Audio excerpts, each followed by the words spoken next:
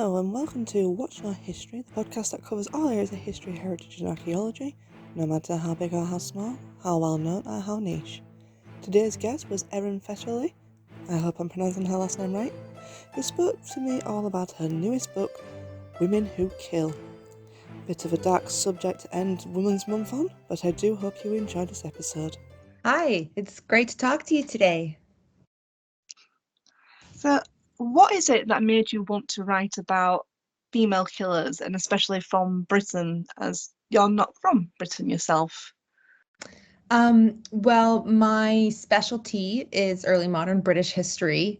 I'm currently doing a PhD in British history, and that's been my specialty for almost a decade now. Wow. So that's one of that when I pick a topic to discuss or write about, it's usually Britain. I have a passion for Britain and its history, especially London. And as for my book, I was actually approached to write it. I had written an article for the Historians magazine, which I absolutely love. And it was about female killers in Victorian England, to kind of mirror Jack the Ripper, who always gets all the attention, to kind of focus on these women who are also around doing wicked deeds at the same time. And my commissioning editor read it and had been looking for someone to write a book about female killers throughout British history, but really take a focus on them and their stories and why they did it. And so she emailed me and laid out the premise and asked if I was interested, and I said absolutely. And that's how it got started. Oh, wonderful. So, you're the second person I've had a chat with who've just written an article for the Historians magazine, and someone's gone, "We want you to do a book." So, that's really amazing. Yeah, I guess it's a great starting off point. It's a wonderful publication. So, when you wrote your initial article, how did you go about it? Did you just focus on one murderess, or did you focus on multiple? The original article, I focused on three or four, I think, because it was very short compared to the book. It was only about 1,000 or so words. And so I focused on some of the biggest names that I could find, whereas my book, I like to go into women who aren't necessarily well known, ones that I had to dig in the records and maybe find a broadside about, or a newspaper article, instead of somebody who's already written about them. Hmm. But yes, the article I focused on two or three, and all the women that I mention in my article are in my book as well, but they're not featured women because they were already written about at least once or twice. And so I wanted to take the focus and put it on women who hadn't been written about. Oh, that's wonderful. And when you were doing your research, I don't know if this is going to be a bit of a spoiler to your book, but when you were doing your research, did you find like a method of how they murdered their victims, or was there like a standard across the board or anything like that? No spoilers because there's so many, so I can easily tell you about one or two, and there's still like 50. But Not really. There was no standard, really. I found that women murdered in dozens and dozens of different ways. And I do kind of summarize, I guess, a little bit in the book these ways, but as I go through each chapter and discuss these women, it, it's amazing how many different ways they went about their business. For example, there was poisoning, obviously, which was quite popular. There was beating to death, slitting throats, Wow. stabbing with scissors, lots of different ways. And I won't say any more because that's a good array for now. But yes, they were some of them were very creative. And the reasons why vary as well. There's no standard reason why, although usually it had to do with either revenge, greed, or love/lust. So no different to their male counterparts then. Yeah, pretty much, yeah. Yeah. So the reason why I asked that is because a lot of people go, poison is a woman's way of killing. No one else does that sort of thing. So that's why I was asking about the different styles. Yeah, I come across that a lot in my secondary reading as well.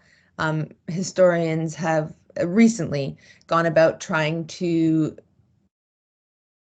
correct that. I mean, poison definitely was used quite a bit, especially in the 19th century. But it for sure was not the only way women killed or the main method that they killed. There were so many more, so many more. And I want to make sure people know that that wasn't the modus operandi of female killers. They were more creative than just poison. Although there were a few poisoners, especially one was Mary Ann Cotton, and she's in my article as well as my book. And she used poison tea to kill her entire family. Oh, wow. So that's a great example that it is used, but it was definitely not the only way that women use their creativity to kill. Fair. And did you say that your book's mostly focusing on the 19th century? No, not at all. My article focused on the 19th century. My book spans from the 14th century to the 20th. It's very overarching. So I do get into very specific detail about the women's cases, but at the beginning of each chapter, I do a general overview of what the criminal justice system was like in that century. Each chapter is a century. And so that in itself is very general because it's hard to go through 700 years of history in one book. So it has to be general, but it does span. The first chapter is the medieval era, and so I do 13 and 1400s. And then the second chapter is the 1500s, and then it goes up from there. And my final chapter ends around 1955, which was when the last woman in Britain was hanged for murder. So I decided to end there because I thought that was a perfect little wrap up. Oh, nice. And is it mostly focused on London, you said? It's focused on Britain as a whole. As well. But there's definitely a strength towards England. But I do mention quite a bit about Scotland and a fair bit about Wales as well. So Nice. it does go through all of it, but there's definitely a tendency toward England, and a lot of information is from London because the Old Bailey was such an important piece of primary information. It just has so much primary source material available. So, and that focused on London and surrounding area. So there is a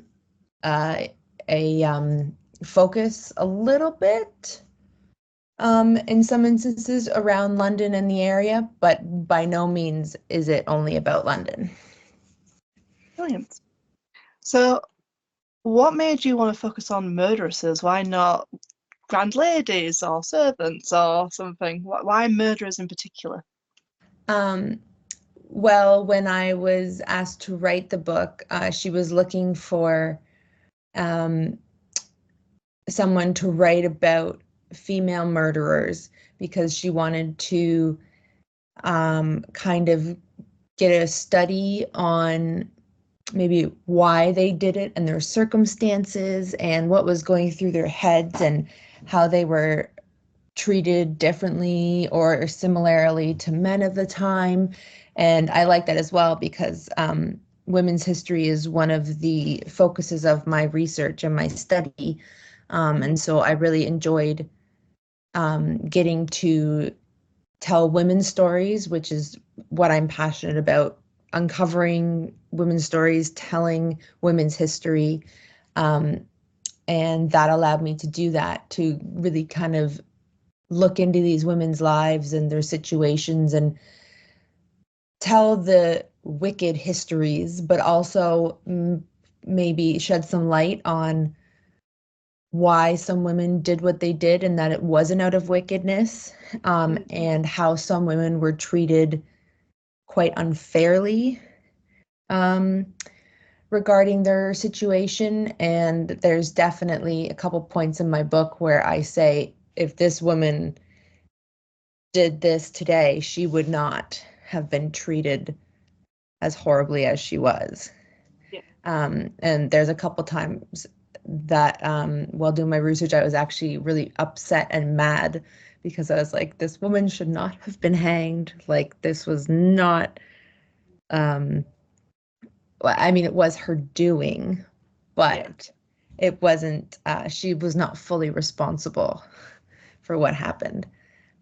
So I really enjoyed getting into these women's histories and these women's lives. And I mean, murderers, it's fascinating. And the crime history is so, it's a great mixture of fascinating and horrible. And it was a very interesting book to research. And it's probably the same as like so many people watching crime dramas now. So many people are really interested in it. I suppose it's one of those things where we've all felt like, oh, you're pissing me off so much, I want to kill you, but then you never actually cross that line. And I suppose psychologically we're like, but these people did, and why? Sort of thing. So when you were doing your research, I'm assuming there was a different treatment depending on class of the woman. Yes, absolutely. My book mostly focuses on, I guess you could say middle class, but until about the late 18th century, they didn't really have class structure like that. But for simplicity's sake, the middle class and the lower working class and the lower classes, I don't really go too much into elite because, as you just said, they had a very different way of prosecuting and of treating their lawbreakers, women and men alike.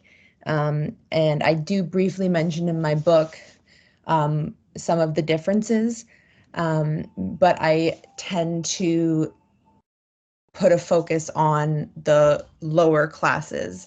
And they were definitely not given the same allowances that the upper classes were, for sure, for sure.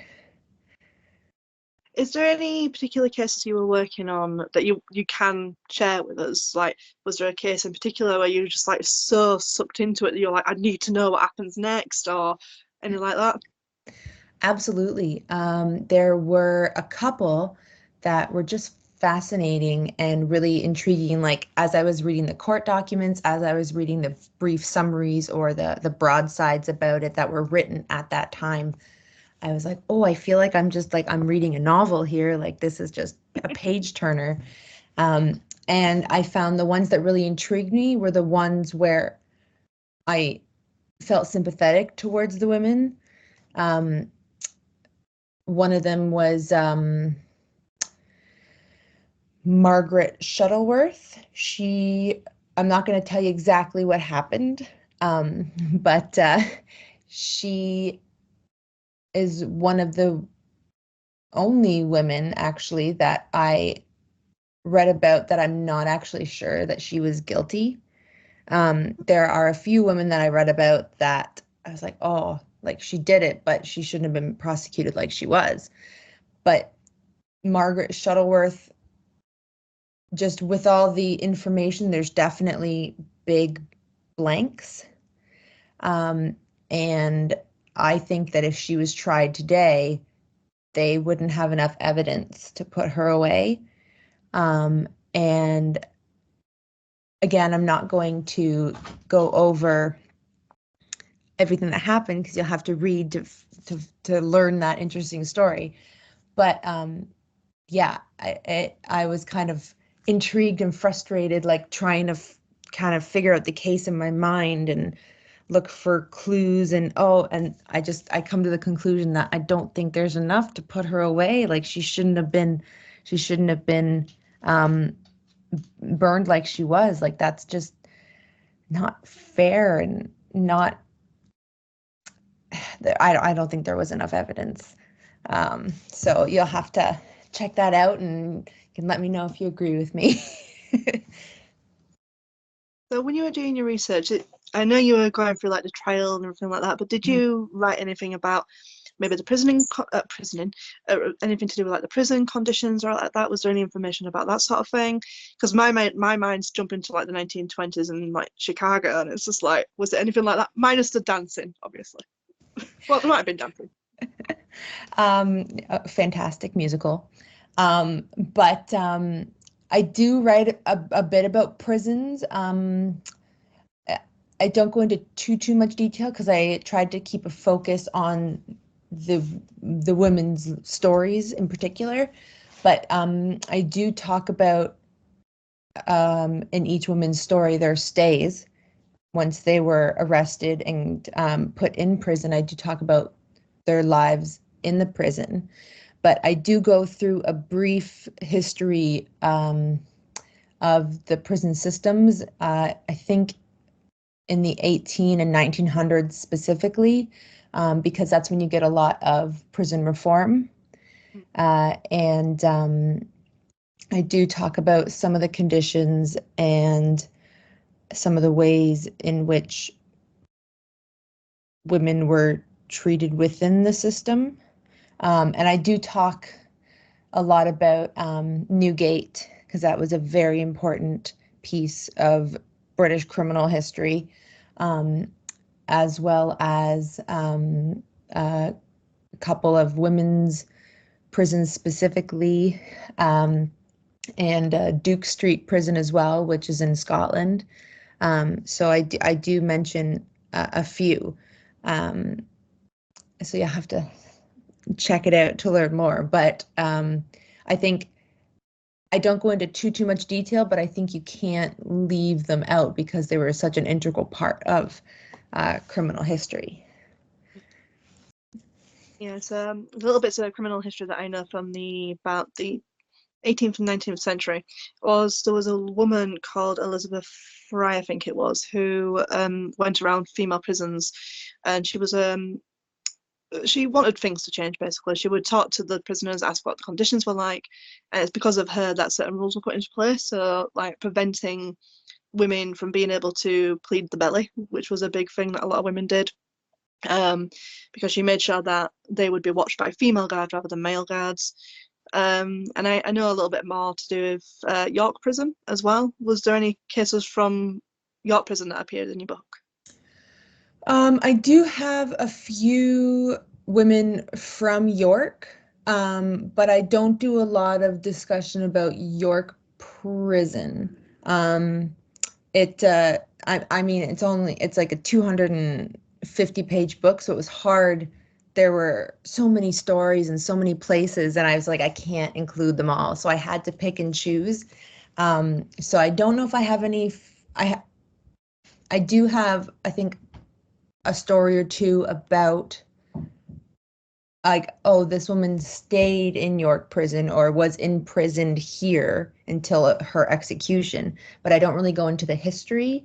I normally, I not normally, I believe I just went into the history more of Newgate and Duke Street, and there was one more female prison.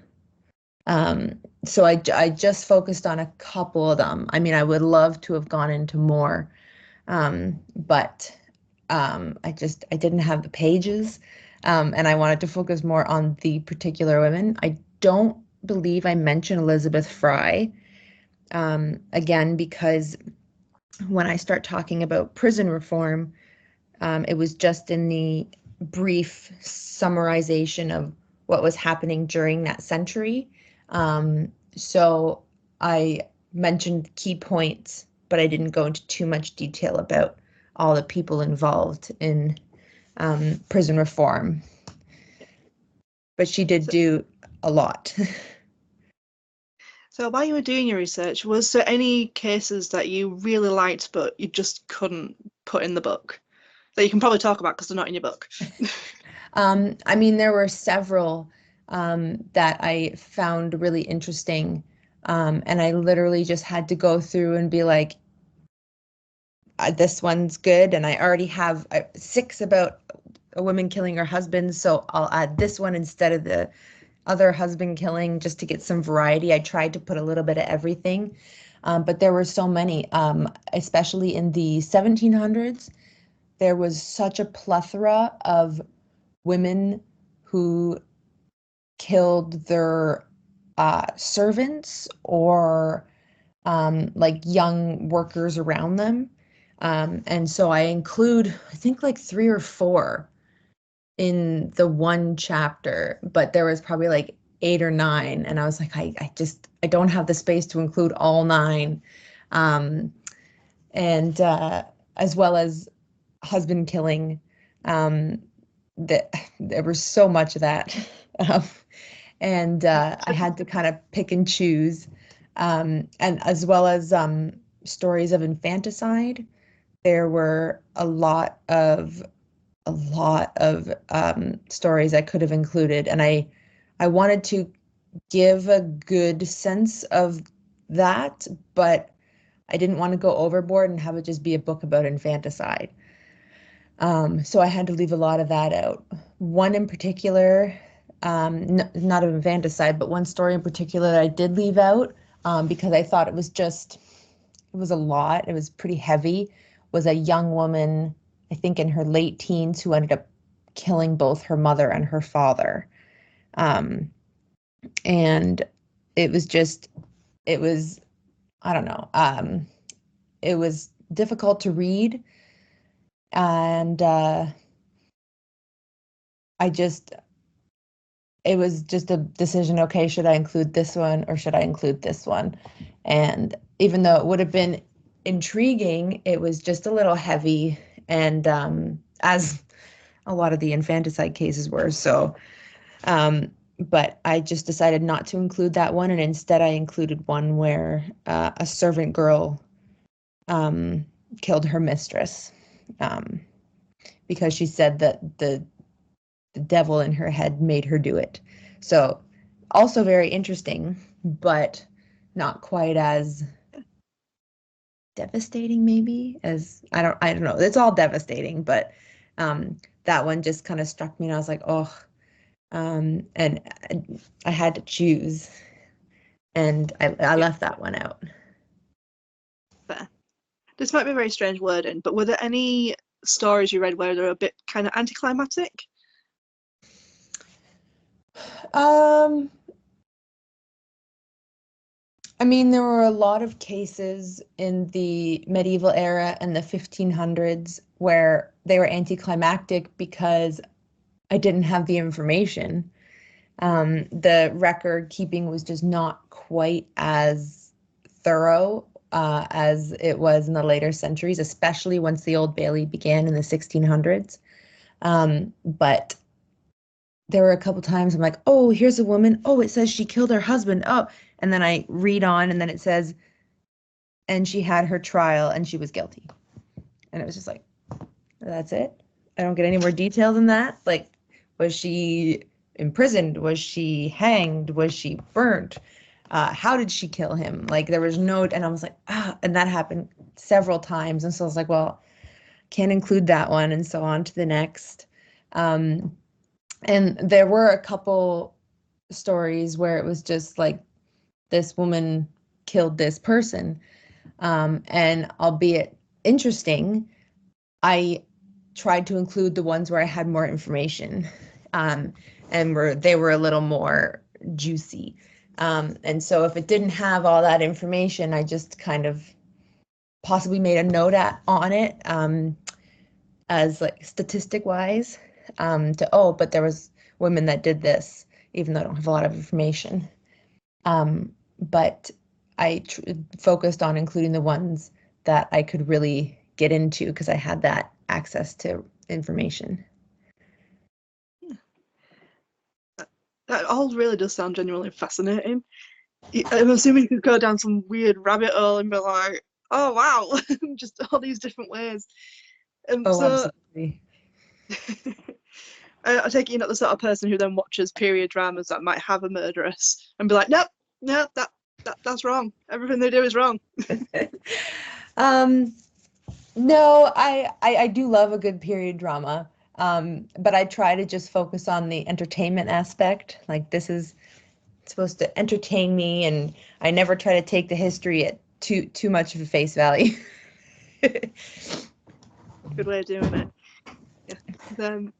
There's a recently, I think it was in 2022, a adaptation from a novel came out, which was The Confessions of Fanny Langton, which was about a lady's maid who, at the very, very beginning, has been arrested for the crime of killing her master and mistress. And it basically just goes through like the backstory as to how she got to that point.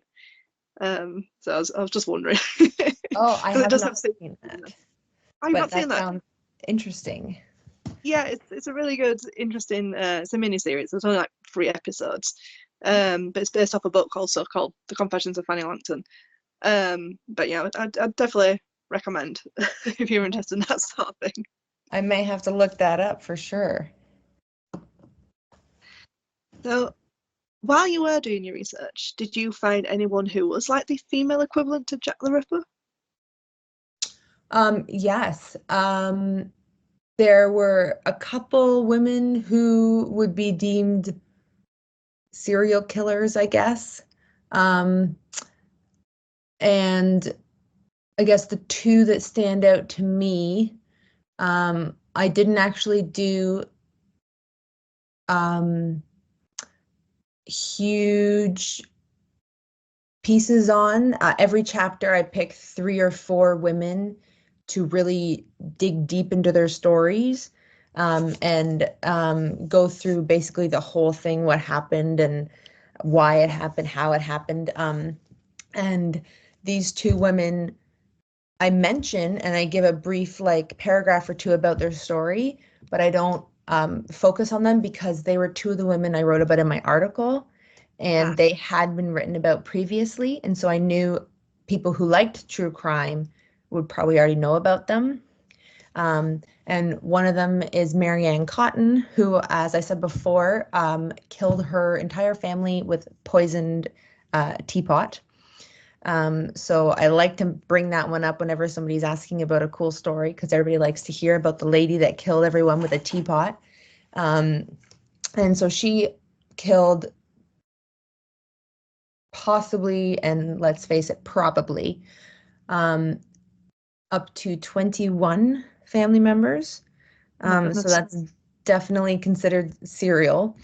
It was like her mother, 4 of her husbands, 1 lover, 4 of her own children, 6 stepchildren. Like, it was a lot.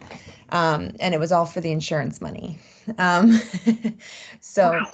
that is intense. But the one that really sticks out is because in my article, I write about her as a possible um,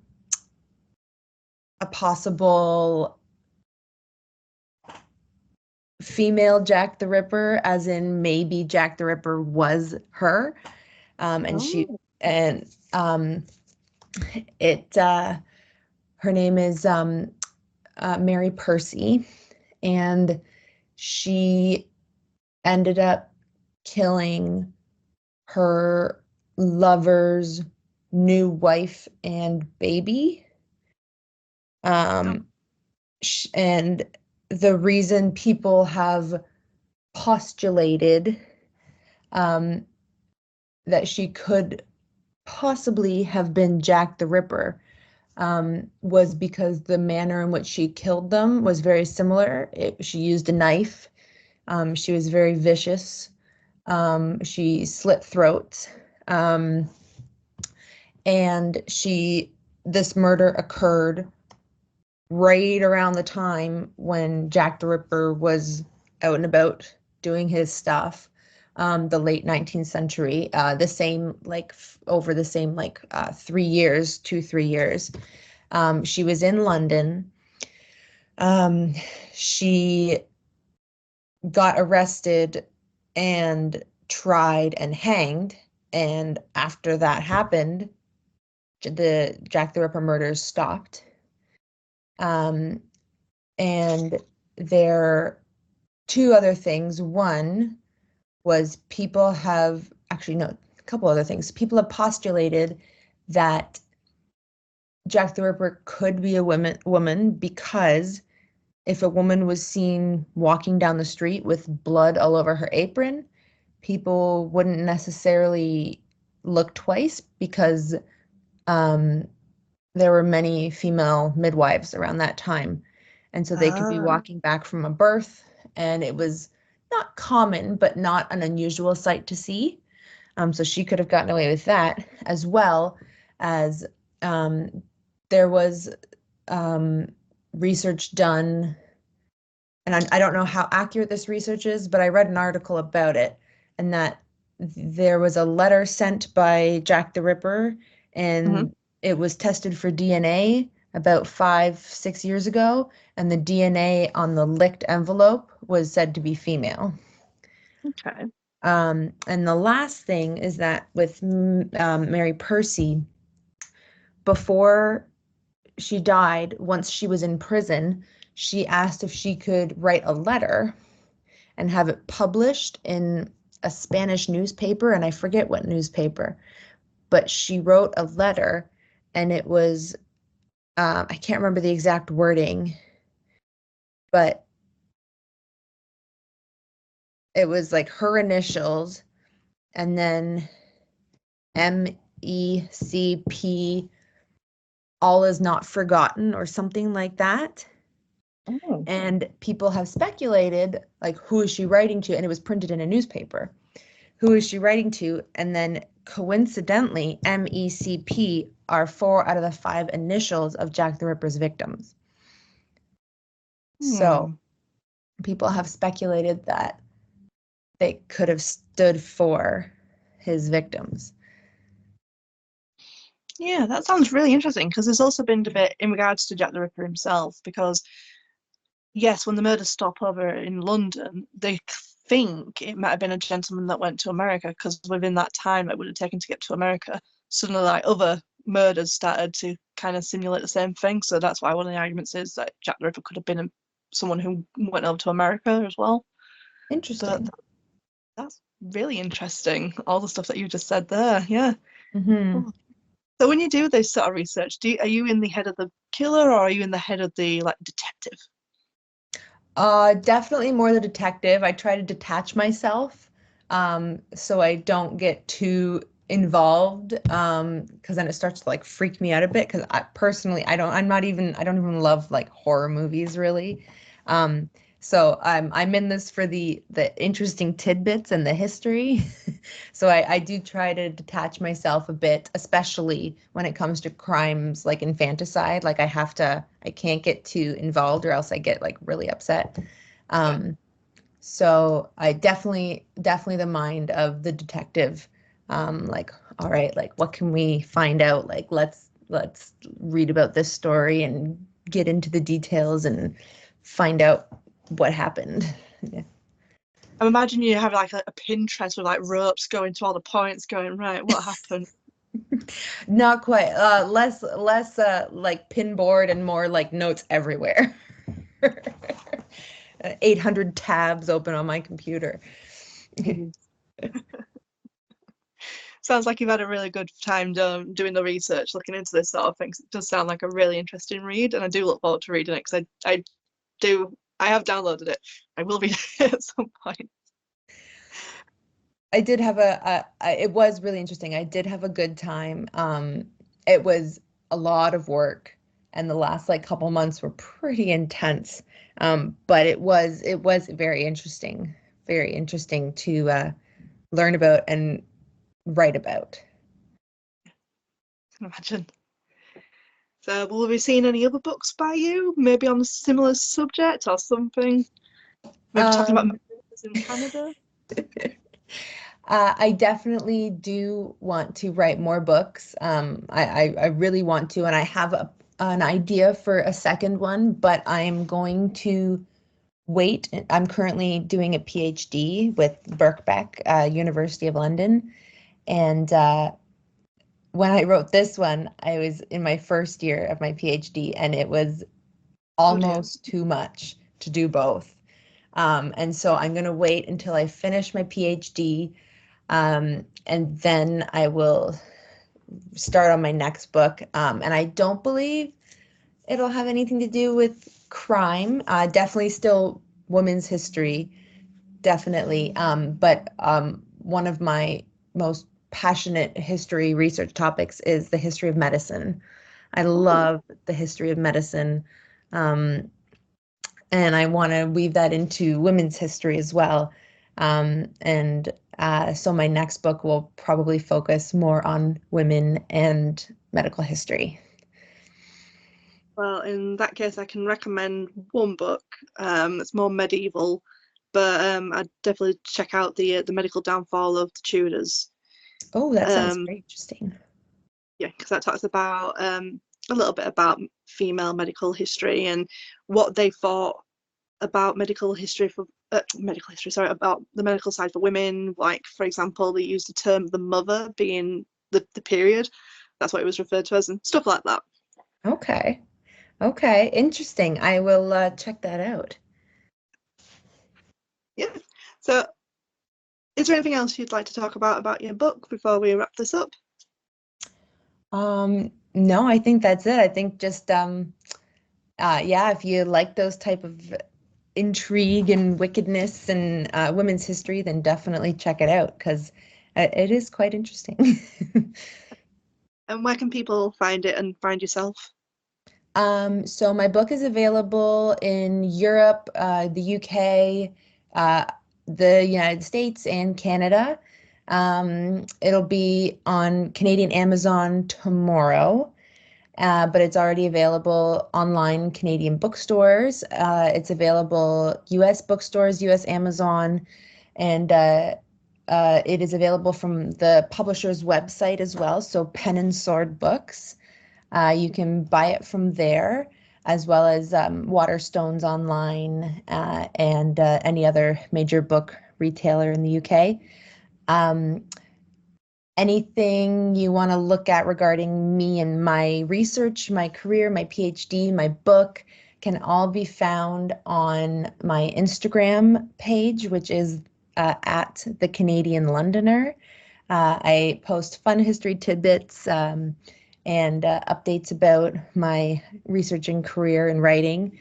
So if you like history, then definitely check it out. And just what's the name of your book so listeners know what they're looking for? Absolutely. My book is called Women Who Kill, A History of Britain's Most Dangerous Women. Wonderful.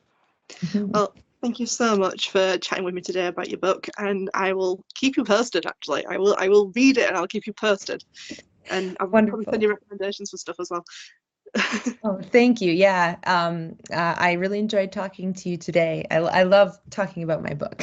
I blame you. It does sound genuinely like a very interesting book, and I definitely know someone who probably will find it very interesting. So I did another podcast a little while ago with a friend of mine talking about Georgian and Victorian crime and punishment. So it kind of ties in with what you're doing as well. So yeah.